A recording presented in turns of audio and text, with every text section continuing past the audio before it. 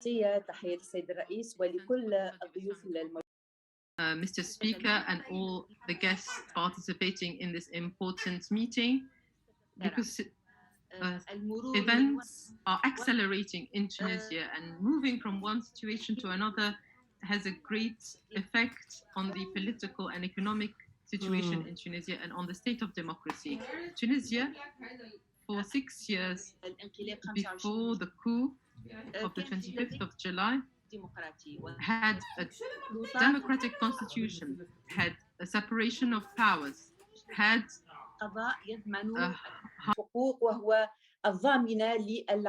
rights and freedoms and guaranteed justice in the country. Tunisia had a legislative authority that legislated and was responsible for oversight. Unfortunately, on the night of the 25th of July, all this was demolished, and the image that went out to the world is that the one who closes the assembly through the use of tanks cannot aim at strengthening democracy. The one who establishes a government that has not received any legitimacy and applies a budget with no oversight, which is usually the role of the assembly. There was war on corruption through the assembly, through oral questions. The assembly toppled a government because of a conflict of interest by the prime minister. Today, the executive is exercising all powers and spending the state budget without any oversight. This can lead to corruption. Unfortunately, this all happened. Human rights have been violated. We have all seen how on the day of Tunisians commemorating the anniversary of the revolution on the 14th of January, although it should be a day of happiness, although our democracy has been facing difficulties just like any nascent democracy. But instead of celebrating our commitment to democracy, because the problems of democracy cannot be resolved through abandoning democracy, but rather through adding more democracy and further support of democratic institutions. None of this happened, but we saw instead the Tunisian people being faced by water cannons, tear gas, being dragged on the streets, and we have seen a martyr being killed on the 14th of January. All this, perhaps until this hour, perhaps there had been voices that had some hope in that this president may have done what he did, which is a coup outside the constitution, that what he did might have a program. However, with time, after more than 7 months today, it has become clear to the majority of Tunisians that the president has undertaken this coup, but unfortunately has no project, whether social or economic, in order to contribute to taking Tunisia out of its economic difficulties. All this has made today Tunisia without any democratic institutions, with all powers in the hands of one individual, and the last guarantee of democracy, the Supreme Judicial Council, was dissolved through a decree. Today, we have no democratic authorities, but only the will of one individual who has usurped all powers in his hands. The political scene at the beginning, yes, I saw some questions in the chat mentioning that this division and that there might not be unity at the level of the political elites. At the beginning, that may have been the case. There were parties that supported the coup, and there were also on the other side parties that were clear from the first moment, and we said loudly on the 25th of July that what happened was a coup. However, the democratic street is the one that has gained since the 25th of July to this day, with one exception. Perhaps there is only one party that continues to support the coup. All the rest, there is a consensus that the path taken by President Qais Said since the 25th of July is a path leading to consolidating and establishing dictatorship.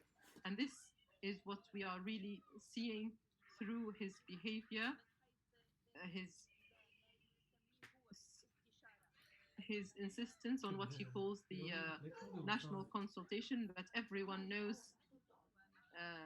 it's been mocked in Tunisia because it has not reached 2% of the Tunisian people. The Tunisian people have rejected this consultation. It is rejected by almost all political parties and the political elite in Tunisia, and will definitely be rejected as its outcomes, even if the president adopts these to change the system or to hold elections outside legitimacy. All this is unacceptable and rejected. The other matter, one may say that الانقلاب هو الآن this جاثم coup كما قال الرئيس is وجاثم now قلوب fact. التونسيين للأسف. هو ضرب Unfortunately, it has وطني يريد أن undermined businessmen and anyone who wants to contribute to building the economy, because in the eyes of the president, anyone who deals with wealth is corrupt. There is even readiness and a will to وهذا أمر prosecute يصدد all these business people who are in the نرى who are أن leaving the country. Also, we see that democracy, تشهد تعثرات لا when it نرى witnesses عليها difficulties, it should not be abandoned through a coup as a solution. We say that the coup has destroyed everything, but there is a difficult situation in Tunisia. But how do we come out of this situation? Today, the political spectrum, there is consensus. There is one opinion that Tunisia cannot be saved except through dialogue. Not a dialogue, not the dialogue that would exclude or exclude the rational democratic path. Tunisia must find the solution. Of course, political forces are coming together. As deputy of the assembly, I am a leader of Qalb Tunis party and also a member of the executive of the Tunisians Against the Coup Association, which is a diverse group of human rights activists, political experts, political parties. All these have come together to resist this coup, and they are now in the process of expanding towards other political movements to include others. We are now resolving this division and coming closer together, and in the coming period there will be a political front which we hope to be formed soon, a strong political front that will present and offer alternatives. Of course, the main points would be returning to legitimacy. This democratic path has been obstructed by the coup, and we must remove this obstacle and continue our path towards democracy and to improve the conditions of those passengers on this journey to democracy. Parliament must return as the main legitimate institution, which has to return to adopt a charter for a national unity, because Tunisia cannot solve its problems except through dialogue. Unfortunately, the president has not listened to the call of the Speaker of the Assembly and the call of political parties and parliamentary blocs. Throughout 1 year and 8 months before the coup, we all continued to call for dialogue so that we can resolve the economic problems. We had hoped that he would have gathered Tunisians together. However, what he did is until now is to divide Tunisians. and to incite Tunisians against one another. And this has left an effect on Tunisian society.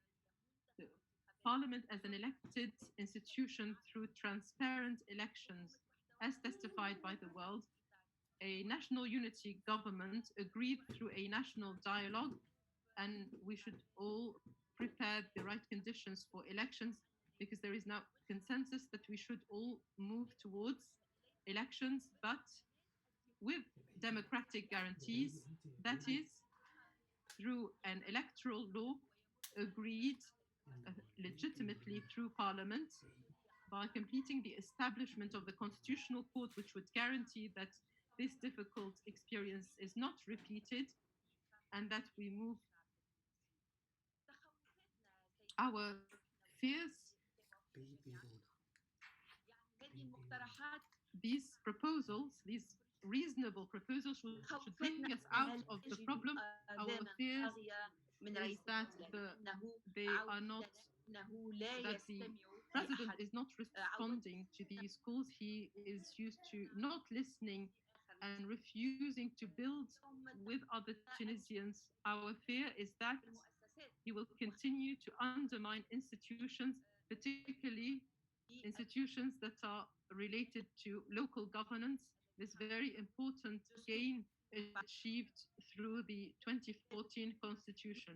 Today, the whole seventh chapter of the constitution has been put aside, and we fear that the coup authority will move towards destroying local and regional governance in order to establish its own council-based system, which we all have tried to understand, but there is no such system in the world, and the exception where it has existed, it has proven to be a failure.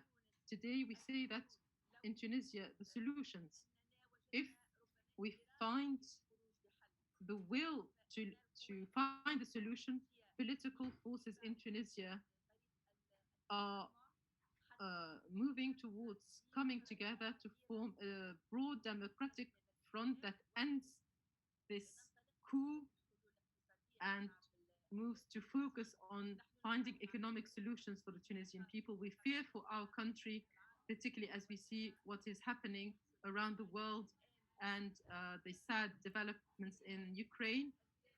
And these shocks, the world is a small village and our situation is precarious, and we all need dialogue and returning to legitimacy in order to overcome this plight. We are talking and exchanging experience with others around the world. We hear that this system may have failed in Tunisia. We want to clarify because we feel that the image is not very clear for Tunisia's friends. The constitution of Tunisia of 2014 has been applied for 6 years and a few months.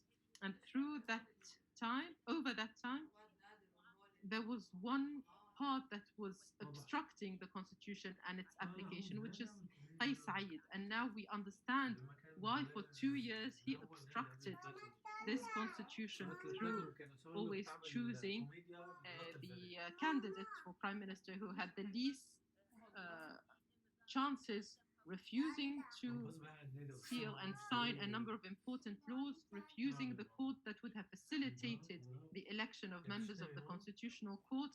Today, if we accept this coup and if we accepted it as a fact and we were to start rebuilding everything from scratch, this would be dangerous, because if this coup continues and succeeds to demolish the institutions of democracy and takes Tunisia out of the path of democracy, what is the guarantee that another president would not repeat the same? There would be other attempts as long as there is a will inside and outside Tunisia to cause the failure of democracy in the region. This is what I wanted to clarify, and I look forward to your comments and questions.